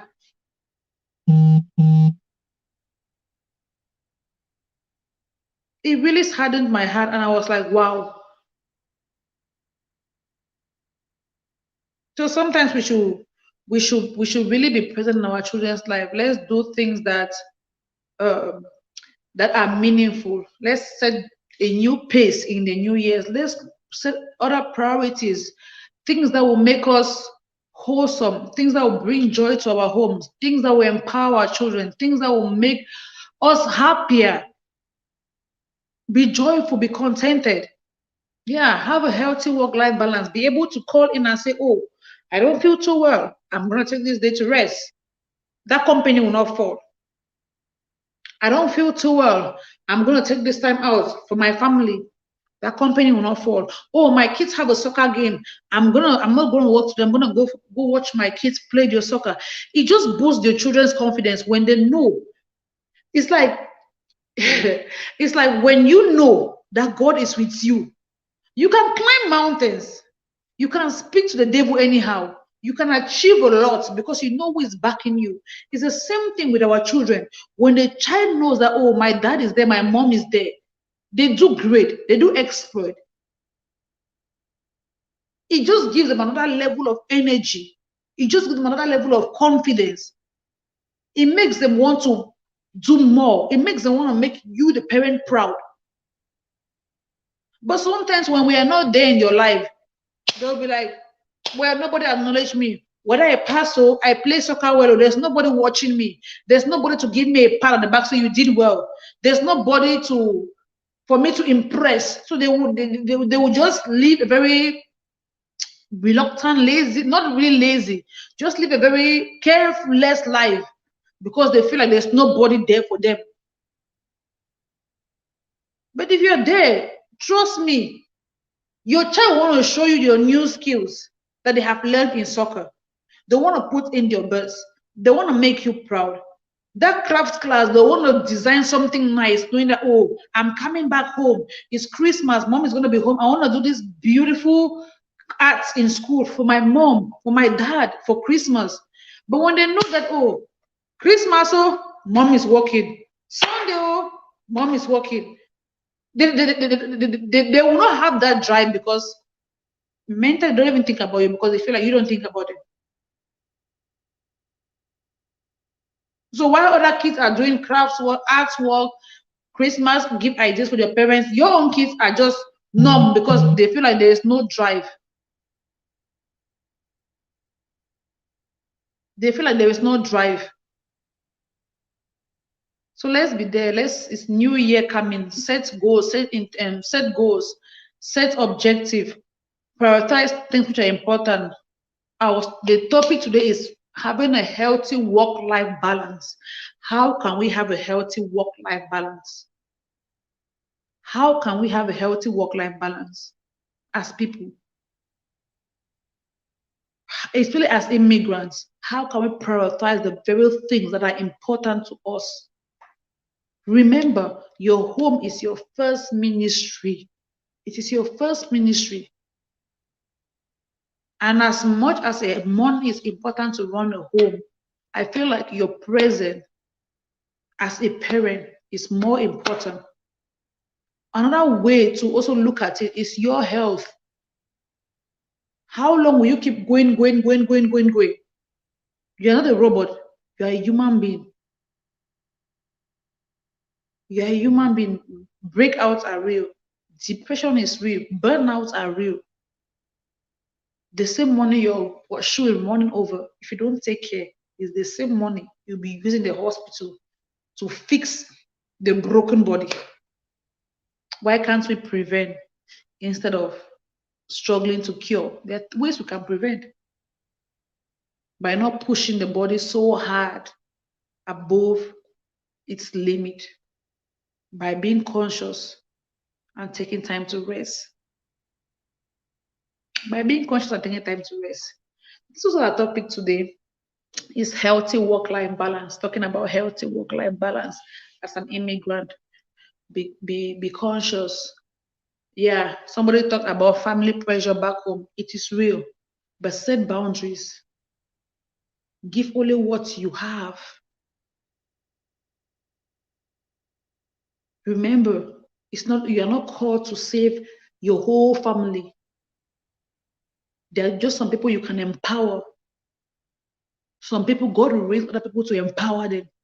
And I made mention in one of my lives that it's high time we start empowering people, not just giving them fish, but teaching them how to fish, so that we too can have that breeze. We too can, so that you can relax. It's not all the time you are giving.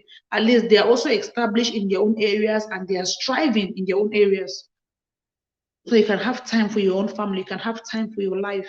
Save. Today we talk about save. If you have to break this circle of debt, poverty, running after dollars, setting a pace or a bright future, let's learn to save. Let's learn to be financially literate. Let's learn to be able to manage our resources. Live within your means. Cut your coat according to your size. Those are some of the things we established today. Live within your means. Don't allow societal pressure from friends to drown you into debt. Because when you're drowning, when you can't sleep at night, those people are not there. You are the one feeling the burden. You're the one feeling the burden. Yep. Some people have already destroyed their homes, their children are destroyed. They don't see the essence or the importance of family or of marriage, they want you to do the same. Women do that a lot. You meet friends who have divorced, who are just living their life.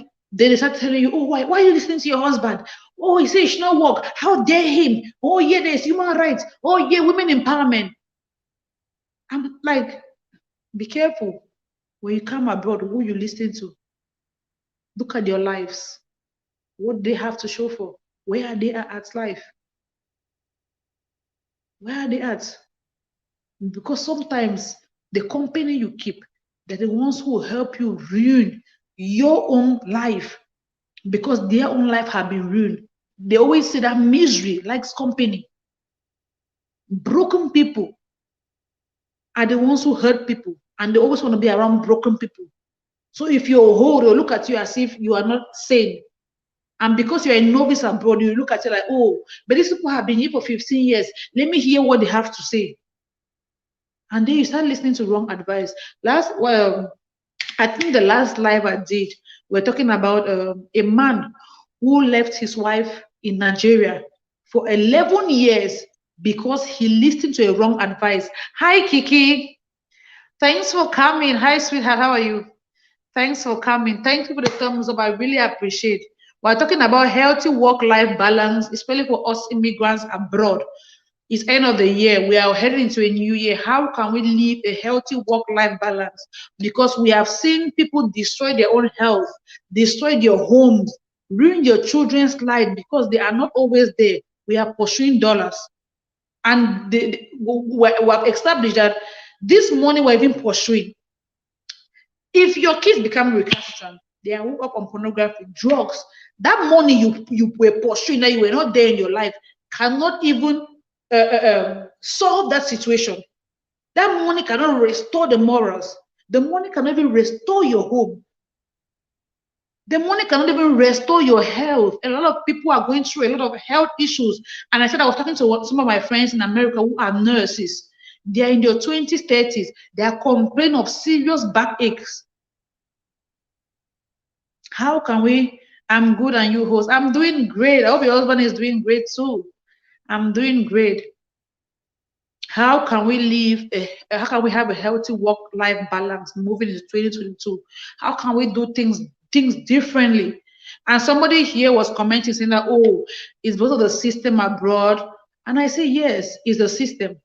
And because of the bills, oh, we have to pay bills. And I was like, yes, we have to pay bills. But let's be realistic.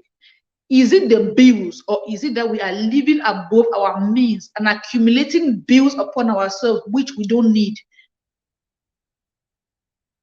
Because there's one thing to try to live within your means. There's another thing to just go around signing things, taking car loan, taking big houses you don't need, taking this, buying clothes you don't wear, buying shoes every day, buying handbags every day, and bringing this heavy burden upon yourself.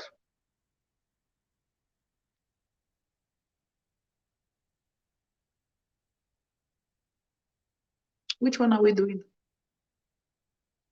Are we saving? Because another way that we're going to get out of this web and beat this system is if you like. I'm a firm believer of living within your means and choosing to save and build a future that you want. That's the only way. These people, the way your system is built, they want you to, that's why it's all on credit. They want you to collect as much as you can collect on credit, and then you work and leave the money back here. It's well as an immigrant. You just keep working and paying bills, working and paying car loan, working and paying mortgage, working and paying phone bill, working and paying this. That's all they want. If we are not careful, we're gonna it's another modern slavery. Modern slavery. Because even the house the big house you have on mortgage, how many hours do you sleep in that house? Because you're out there running after dollars, shift to shift. You don't even sleep in the house that you are paying for. Who is a slave to who now? We become slaves to money. We become slaves to money. Oh, my friend bought a 5-bedroom house. I want a 5-bedroom house. And maybe you're a young family, just you, your husband, and your daughter or your son. What do you want a 5-bedroom house for? What do you want it for? Except for those who say, okay, you want your basement or you want to give some part of the house for rent, which is understandable. To a certain extent, it's understandable. But what do you want? Some people just want it for show. How many rooms will you sleep in the night? Just one room. How many rooms will your daughter or your son sleep in the night? Just one room. The other rooms are just there empty. But you are struggling. You're working back to back, night shift, day shift, morning shift, and missing out on the family life, missing out on your child's life because of the debt you have brought upon yourself. And there's one thing that we always fail to understand. We are going to leave this world, and if we're leaving tomorrow, nobody's carrying any house anyway. That's the simple truth. Nobody's carrying any car anyway. Nobody's carrying any dollar anyway. That's some of the things that sometimes we don't think about. I'm not saying be lazy. I'm not saying don't work. I'm just saying that let wisdom be the principal thing in all our doing. Let's make informed decisions. Let's not allow the system, peer pressure, choke us up. You owe your life to nobody. You don't have to explain your life to anybody. You don't have to explain your life to anybody how you're living it. If you're driving one old car or you're taking the bus, that's your business. It is you who know where you are at in life. It is you who understand your financial stand. It is you who knows the burden, who knows the goal you have, the focus you have in this life, and the things you're working towards. It's not anybody's place. People say what they want to say. If you like you buy the biggest house, they'll say what they want to say. If you like you buy the biggest car, they'll say what they want to say. If you like you work on food, anything you do, human beings will say we cannot live our lives based on what people are saying. Because I feel like that's one of the things that also get very caught up in the system and in indebtedness. These people living. I even have a friend, she said she said when she traveled, she doesn't like to live among like in a black community. She just likes to live somewhere out among other nationalities. She said for her, it gives her, she said she feels like living among the black community is like you're still in Africa. There is no open mental, there's no openness when it comes to mental thinking. There is just this one way of thinking. It's like it's just a one-way street. She said, but if she lives in a community where it's diverse, then she learns some other cultures. Then she understands certain things and she asks questions why people do things the way they do things. And it makes sense. Sometimes we leave Africa and we're looking for just to live where they're only Africans. And we are still living in this African mindset even when we are abroad, which is not helping us. That's where competition sets in. Envy, gossip. Oh, did you see this person? They just got divorced. Did you see this person's car? Oh, they didn't. Like, all those things are not important. Then some people feel less valuable because they cannot keep up with the trend and the lifestyle around them. Yeah.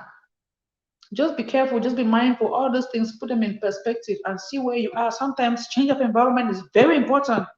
Sometimes you feel like where you are living or the environment where you are living is not helping you grow. It's not healthy. It's not a move. You are not stuck there.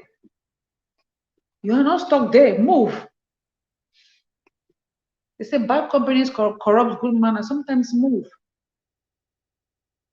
I know sometimes you are afraid of the unknown and you are just move. When God starts shaking the tables and making you uncomfortable in a place, maybe he has something somewhere else in store for you that he just wants you to move and walk in obedience. But sometimes we will not want to. We just want to stay there and be comfortable in our misery. Be comfortable in our misery. Yeah. So that's what I just came on live to talk about today. It was a chat on healthy work-life balance, especially as immigrants. How can we work in 2022 with a better perspective on life, setting right priorities, putting our time, effort, and energy on the things that really matter, making a difference, and just be intentional about experiencing something different than what we have known. Yeah, if we want something different, we have to do things differently. So that was just a call out today and just encouraging us to be intentional about our kids, our family life, our health life, our financial life, so that we don't get caught up in this system abroad, this system of just working. This somebody says a Babylonian, somebody says a Babylonian system, that we don't get caught up in this Babylonian system. It's really Babylonian system, honestly. Yeah, it's really a Babylonian system. So thank you guys for coming on live today. Thank you for sharing this platform with me. Thank you for being here. Thank you for having this discussion. A lot of great points were mentioned. A lot of people really talked about a lot of things. Thank you for those who shared, those who gave the thumbs up. I'm grateful. I acknowledge it. And I thank you guys so much. I thank you guys so much. Stay blessed. Stay blessed. Stay blessed. Have a great weekend. Today is Friday. Yes, have a great weekend. Merry Christmas in advance and a happy New Year. Yes, we are going into New Year with a changed mentality, shifted mindset. Things are changing. It won't always be like this. God is perfect in all that concerning me. Sooner or later, it's working my favor. Sooner or later, it's working my favor. It's turning around for me. Around for me. Around for me. Around for me. It's turning around for me. Yes, oh, it's turning around for us all this new year. But even as God is doing new things, we have to shift our mentality, shift our perception, build the capacity to contain the new things that God is doing. Yes, we cannot keep behaving or keep doing things the old way and want to maintain or want to walk into all the blessings that God has for us in the new year. Let's not just make New Year resolutions, but let's be intentional about our actions. Let's be intentional about the things we do and where we invest our time, our money, our efforts, and our energy. Love you all with the love of God. May God bless you. May He keep us all and may He carry us all into the new year in Jesus' name. Bye, people. Thank you guys for coming on this live. I really do appreciate it. I love you. Love you all with the love of God. See you in my next video or my next live. Yep. See you guys.